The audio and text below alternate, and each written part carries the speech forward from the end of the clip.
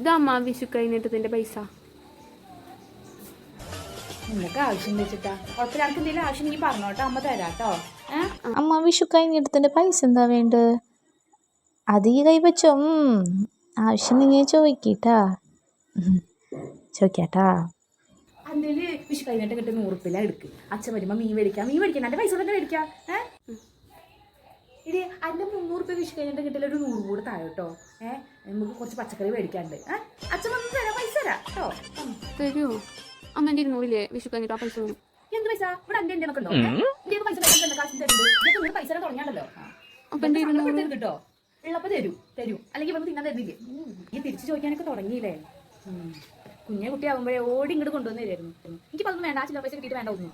അത് മണ്ടായി ഉണ്ടാവില്ലേ? കൈ വെച്ച പൈസ കൈ വെച്ചു. ഇതിൽ ആവശ്യമില്ലെങ്കിൽ ചിലപ്പോൾ കണ്ടോ. എനിക്കത്ര പറയാം. ഇവിടെ അമ്മച്ചന് മാത്രമല്ലേ ഉള്ളൂ, നോക്കല്ലേ?